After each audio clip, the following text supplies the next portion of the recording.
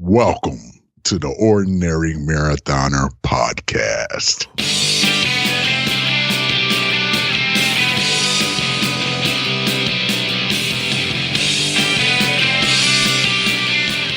Good morning and welcome to the Ordinary Daily version of the Ordinary Marathon. I'm back. I skipped a day. I know. I haven't skipped a day in a long time. I know when we started this thing, back in January or February, I skipped a few days. That was kind of common. But I want to say that in a couple months, I haven't missed a day. So it's some of you guys seemed worried about me. I was worried about me too. I got to be honest. I tried to do it. I tried a couple times. It just was fate that didn't want this show to happen yesterday. Camera batteries dying on me. Sleeping late, which we were up late after Game of Thrones, and we were up late. We had friends over. So it was, we were up until probably 12:30, 1 o'clock. There was a giant thunderstorm on Sunday night. Kept everyone up. It was a little bit crazy. I'm on, just so you know, I am on Ellie Patrol this morning. Stephanie's on her way to New York City. So, we'll see. Hopefully Ellie will be cooperative. Actually, looks like she's got her eyes open. It's 5:30. But she's quiet. She's rolling. I see her rolling around now. She's stretching. She's been like a little 6:15-ish wake up lately, so I got to kick this thing out. So, yesterday, no podcast. It just wasn't working out. Lots of things going on. I had to pick up my new car, hand in my lease, drive Sammy to school in the morning. We stopped at the diner for breakfast on the way out. I backed into a car. Of course, on the day you bring your lease in, right? You back into a car, you scratch up the bumper. I scratched up his car a little bit too. I got to tell you though, what made me mad about this was the guy just was parked illegally, not in a spot. He ordered something. I think he ordered something to go from the diner, and he pulled in. And I got to tell you, so the diner is like a storefront, and there's like all spots in front. Maybe they squeeze in one spot behind everyone's car that's back far enough, but there's no lines there for that. One guy, but I know to look for that one spot. I know when I back out, there's always that one guy that parks there because no one wants to go to the secondary lot to walk the extra 30 seconds. This is how lazy we've become, people. Walk the extra 30 seconds to get to the diner, to get an actual spot, with lines. They just kind of make their own. And this guy just made his own. And then when I backed into him, it was like a pain in the ass.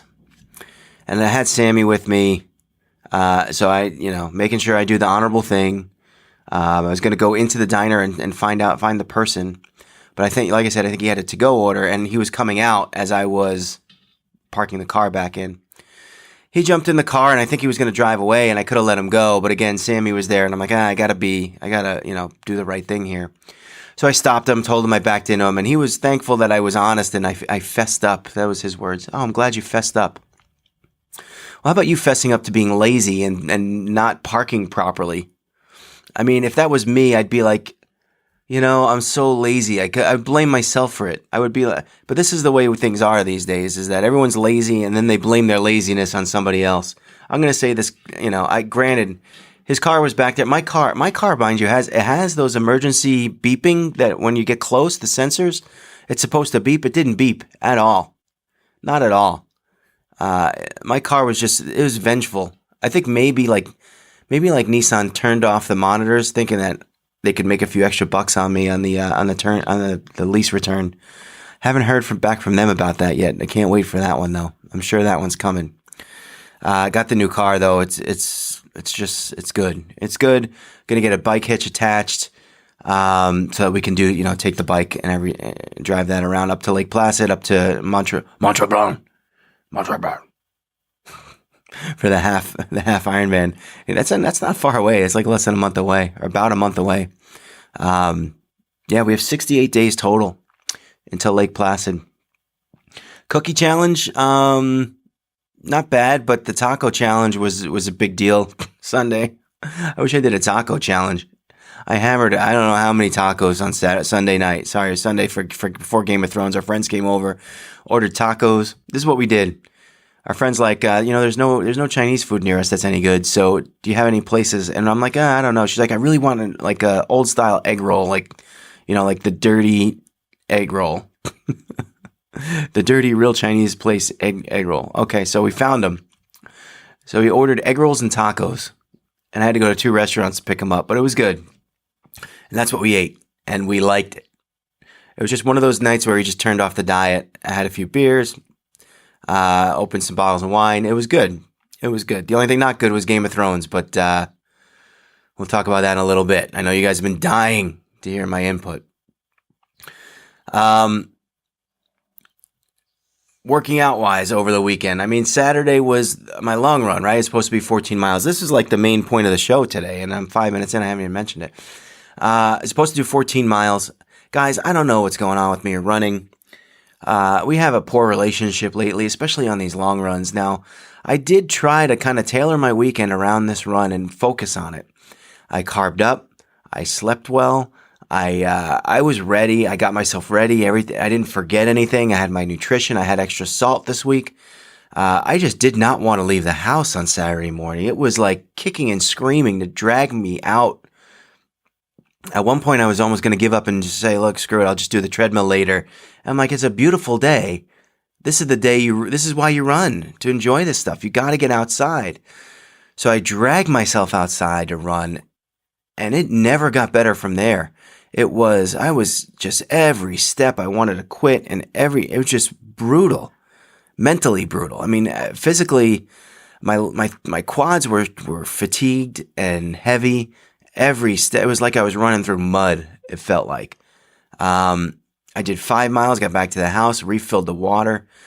I was barely hanging on to the pace from last week, and then that started dropping around mile 7 and 8. Mile 9, I just said, you know what, I'm cooked here. Now, I didn't hit the wall. I know what the wall feels like, and that wasn't the wall. I was able to walk and walk without pain.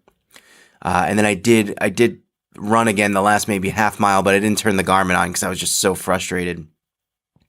But I did run the last half mile home. 9.5 miles for the day. Not what I wanted. I don't know why I'm having such issues with long runs this year. I do not know why. It is driving me insane. I did talk to a friend, Jim Simcoe, who does Ironman races. And Jimmy said, this happened to me all the time. And what I did was I cut out all lower body lifting and strength training, while I'm leading up to a race and training for a race. And I think that probably makes sense for me at this time. So instead of doing 2 leg days and adding weights to it, I'm going to just do 1 leg day and air squats and lunges without weight. And that's it. Try to maintain the strength a little bit without fatiguing the muscles. And definitely not doing it any time. Not Thursday, not Friday, and not on the weekend. So Monday and Tuesday will be optional days for leg day. Preferably Monday, but I think this week I'm going to have to do Tuesday just because I didn't do anything yesterday. As for Sunday, I'm supposed to do my long ride, and things get a little bit better there, even though, again, I think that the world is conspiring. There's some sort of ethereal presence conspiring against me to not get my workouts done. We checked the weather report on Saturday night, and for Sunday morning was clear, and it was supposed to be nice. Weather was supposed to be in the 60s, perfect weather to go out for a bike ride. And I woke up at 7, feeling pretty good. And I look outside and it's raining. So I check the weather report again and again. Now the weather report says yesterday it had been clear. 7, 8, 9, 10 a.m. All rain. Just what I need.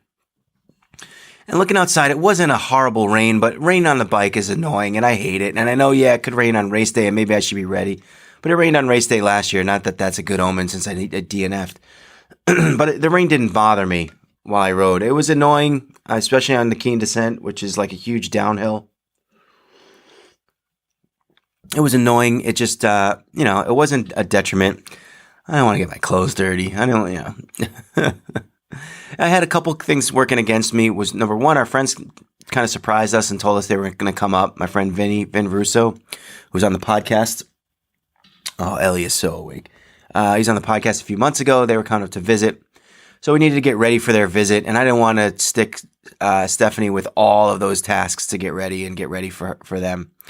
And I was returning the car the next day. I had the deal all made, and the guy was kind of antsy about how many miles were on my car. He was going to give me a rental and decided not to.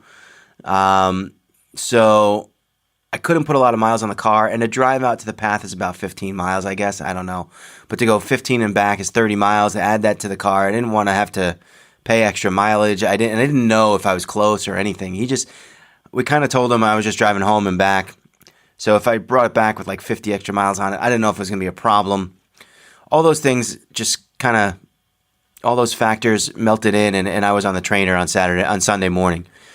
But I told you, I have issues getting over 2 hours on the trainer. It's always been a problem for me. And Sunday I did 2 hours and 20 minutes. I did a very hilly course. There was a lot of really intense intervals, so I felt good about that. It wasn't like I just set it to like a really low level and just tried to pedal out mile after mile for 2 hours. I did some really good intervals in there. And I got off the bike feeling really good about myself, feeling excellent. So a bad Saturday. This has been kind of the premise of the entire year so far. A bad run on Saturday and a good bike on Sunday. Granted, I should be spending more time on the bike overall, but I know I know I'm in better shape today than I was last year at this time for the bike. It's much better for the bike, much worse for the run. Constant theme for the last 2 months, and I don't really know why. But there's nothing you can do about it. You got to keep working. So that's what we're going to do, is we're just going to keep working at it, and hopefully things iron themselves out and work themselves out. Now, yesterday I did nothing, so I didn't keep working at it. I did nothing. But today we're gonna finish the podcast. We have Stephanie's in New York, but our nanny Amy, who is awesome, is coming to watch Ellie. So I'm going to be able to get my leg workout in, my yoga in the morning. We'll get this podcast up and running. I have to take Jake to the vet at 11. Ugh. That's just a checkup from the last time. He's fine. And I think we're going to try to get a run in this afternoon. Get that run in and work on that. We'll see how it goes. And if I have time tonight, maybe we'll hop on the bike and do something. I need to get a swim in too. I haven't swam in 2 weeks. The important thing now, I think I got to do more running. I just got to do more running. So oh, she's awake. This is what's happened with the podcast the last few days. Let's try to move to Game of Thrones quickly. Because, you guys know it was disappointing, right? I'll just say spoiler alert, because everyone's going to get mad at me if I don't, but I don't care. I don't care. Hi, Ellie. Good morning. She got her legs up in the air. She's rolling around. She can wait. If she starts screaming, we'll go. She screams like I would scream at Game of Thrones. Just look, Game of Thrones. After thinking about it a little bit more. Here's the thing. I kind of have no problem with this, with the way it ended. The problem is the story's construction and what we're used to. We're used to being entertained. We're used to being given some kind of cerebral, what's the word? Stimulation. How about that? Cerebral, like something that we have to think about. And instead we're just being led down this path, being told this was what happens, this is what happens, this is what happens, this is what happens. And there's kind of like a believability factor. You move from one item to the next, and you just, honestly, I think what happened in this episode, they made the story, they knew what was going to happen at the end, and just drew lines on how to get there. Never once caring about the history of the show and what it's done and the storytelling aspect of the show. And look, I think the cinematography was great. If that's what you're in for. The war scenes were excellent. The dragon scenes, you think about that, how they brought a dragon to life, and it was really cool. Everyone was talking about that scene that Daenerys was walking up to, give her speech, and the dragon's wings unfurling in the background. The scene was beautiful. The imagery was great on that scene. I gotta say though, that's kind of a layup scene. It's kind of that's like a filmmaking 101 scene. I'm not very impressed by the concept of the scene. I feel like that's a softball. The visualizing Daenerys as a dragon, that's a softball. How they did it was excellent. But come on, guys, let's, I don't want to detract credit because I feel like I am. And I see all these things about the actors getting angry that people are complaining about their story. Well, get angry at the people that made this crap because that's what it is. Oh, well, we worked together as a family so hard for this long, for 11 years as the writers were working. You know what? Then you should be mad too because this is crap. It's just crap. Yeah, how many Dothraki and Unsullied troops are there? Oh, you want to explain that to me, please? You want to explain that? How are there 10,000 of these suckers left? How are there so many? The Dothraki all charged the dead with their swords on fire, and all of them, the fire went out. How? Did they all go and then run back? No, they all died. Some of them made it back. The Unsullied, they sat there. Don't you remember? Their commander, Grey Worm, said, protect the retreat. Then Grey Worm backs up, lights the damn trench on fire, and sacrifices his men. Do you not remember that scene? You remember that scene, Ellie. So where'd they all come from? Where'd they all come from? They don't just appear. They're from... It's not like you can recruit more. They're from a different continent. As far as there's no Pan Am flights, right? From Essos to Westeros. There's just none. Horrible. And I almost feel like they made the later episodes and then decided to do the Battle of Winterfell and forgot that there was a big giant continuity issue here. Jon Snow turned into be the biggest wuss of all time. I liked the scene of Tyrion walking through the damage, the city, kind of remembering. You could see his mind, and they didn't have to give you any narration or anything like that.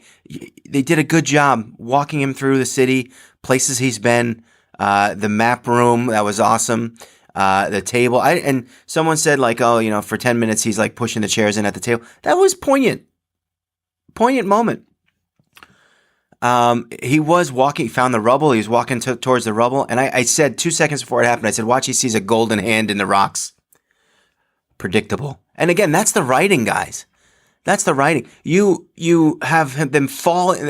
Last episode, rubble crashes into them. So you mean to tell me if he was 5 feet forward, they would have survived? If Cersei and Jaime got out 5 seconds earlier, if they hadn't exchanged that extra glance, they could have gotten out because he was right there at the end of the rubble. No, that whole building collapsed. His hand is sticking out. How ridiculous. How ridiculous. Just move a few rocks. Oh, look, there he is. And you know what? It was emotional and sad. But it was not realistic. And that's the writing. That's the writing. And that's, Weiss and Benioff, just absolutely clueless. And you know who, this is what they, I talked about this being like Rocky 5. Season 8 is like Rocky. You got to pretend it doesn't exist. I'm sorry. And the ending is awful. The last 20 minutes, you know what it reminded me? It reminded me of Animal House at the end. Do you remember Animal House? And they do this plot thing in movies where they show the characters and they kind of write on the bottom oh, this is what happened to this person. This is what happened to this person. So-and-so wound up going to jail. So-and-so died early. So-and-so lived 100 years. But the last 20 minutes of this show was all that crap, except for they made it 20 minutes of Arya went west. You see her sailing. Jon Snow went north of the wall and became apparently a wildling. It's come on. Sansa became queen. Except for they showed us all this crap, and they didn't give us any of the story. Bran being king. The man said 3 sentences all season. 3 sentences all season, and he's king. And don't you get the feeling? I get the feeling that life is like Groundhog's Day for Bran, and he just chose. And I read this somewhere. It's not, this was seriously kind of my thought. My Groundhog Day I didn't read. That was my own. But he basically, this was his best Groundhog Day. The day that he just shows up and does nothing and becomes king. And that he just kind of makes little changes here and there in the past. Keeps track of what he does. Makes sure he doesn't screw things up so that he can become king. Now, can you imagine I mean, can we all just talk about for a second what an asshole Bran turned out to be? I mean, you destroyed all of King's Landing so you could be king. All those people. I don't know. Grey Worm flipping out. And Grey Worm was a totally different character. And granted, I get it. His girlfriend died. But that guy lived with death his entire life. I liked Sir Davos at the end when he's like, oh, we're going to give land to the Unsullied. You can start your own banner, your own sigil, and, live there for the next century. Do you remember that these guys they can't reproduce. They don't have penises. So why is this the plan, to ship them out in a year or in one generation? They're going to last one generation. You get all that land back. Your own sigil, Davos. And here's a smart character. Saying something so dumb. Or I almost like to think like he did it on purpose. You're going to give these guys land? They only last one generation. Unsullied. They're all dead too. They just appear. I think what happened, maybe there was a good deal on Unsullied clothing, and people, after they all died, and then just regular people just kind of put on their clothes and became Unsullied. Maybe that, I don't know. Would it be an explanation? We don't get much explanation of anything. And that's part of the problem with this entire episode. And here you go, Jon Snow. And I was close, right? Guys, I was kind of close. Jon Snow, Daenerys, and the dragon all in a room together. And, man, that was perfect timing for the plastic figurine conversion to Dungeons & Dragons players. That would have been great. But that didn't happen. So Jon kills Daenerys. And then the dragon comes in, picks up the body, and flies away. And yet somehow, everyone finds out that Jon killed her. And we'll wrap it up here kind of with this, is like, the Unsullied were in the streets killing people who supported Cersei. Just innocent people who had surrendered. Soldiers that had surrendered, you assume, I guess civilians too. They already killed so many civilians. We didn't see that. We saw them killing the Golden Company or whatever. For merely supporting Cersei. The notion of supporting Cersei. Murder them all. And now, fast forward, and Jon has killed their queen, their beloved queen that they listen to. And you got to assume that the Unsullied are the first people to go in there and find out Jon Snow just all by himself, maybe a little blood on the floor. All Jon Snow has to say is, wow, that dragon. The dragon picked up Daenerys and they took off. Just like Siegfried and Roy's tigers went nuts, that dragon went dragon. Picked her up and took off. I don't know where they went. I don't know what happened. There's a little blood here. Yeah, the dragon has sharp teeth. I don't know. I didn't do it. But instead, we're to believe that we don't see this scene. Another scene that would have been interesting, that would have given us some explanation as to what happened, instead of us sitting here going, what the hell? How does that make sense? So then the Unsullied come in, and you got to assume that Jon Snow confesses to the murder of their queen, and they do nothing? They just say, okay, we're going to take you prisoner. Really? They were just killing people in the street for supporting Cersei. This guy just killed the queen, confessed, and they don't kill him. Bullshit. This goddamn show took us for a ride for, I would say, 6 seasons. Seven started going down, and then season 8 is total crap. And listen, I don't care what these actors are out there saying. Oh, people put hard work. No, you didn't. You know who you guys are? I'll tell you what you are.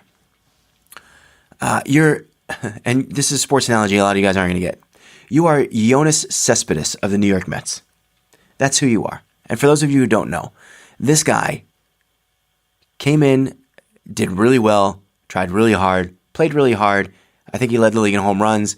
He was a young guy, and the Mets couldn't live without him. He was the biggest offensive threat on their team. Signed him to a big deal. You could tell he kind of has like a little personality issues. He doesn't always run for hard to first base all the time. Then again, who does nowadays? It makes me ill. So the Mets paid him a lot of money. Then all of a sudden he's got these ankle injuries. And you just go look at how many games he's played after he signed a giant contract. Every year, less and less games, and this year he's out, not even playing at all. Yesterday, he's on his ranch. Mind you, he's a baseball player making something like $20 million a year. He's on his ranch, and he breaks his ankle. This is a guy who can't play baseball, but he's working on his ranch, on his freaking ranch. And so, in essence, what the comparison here, the analogy here, is that these guys, Weiss and Benioff, they worked really hard when they had the books, when they could, they worked really hard to make this an awesome season. And as the show got popular, as people piled on, as Netflix kicked in and everyone binged, it wasn't even Netflix, you had to watch on demand, I think. Everyone binged and the show got bigger. They made more money. They cashed in their last check. And that was it. And didn't care less about the product they put out. Cashed their last check and said, oh, we did it. Let's go celebrate. Oh, yeah, there's this little part about actually having to, come up with a product that lives up to your reputation. They didn't care. They didn't care. So many questions unanswered. I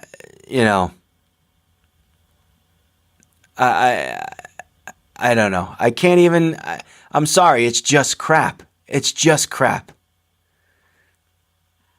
And I have nothing else to say about it. It's just, that's it. Yeah, Ellie. All right. I think it's time we got to get Ellie. So we're going to wrap it up here. With that, all right. Look, I'm sorry again for missing yesterday. I know some of you guys were concerned. I'm glad I got this out there. I hope you guys enjoy the day. Work hard. Get your plans, your workout plans in. Get them done. Remember, every day is an ordinary day. It takes you to make it extraordinary. So get after it, guys.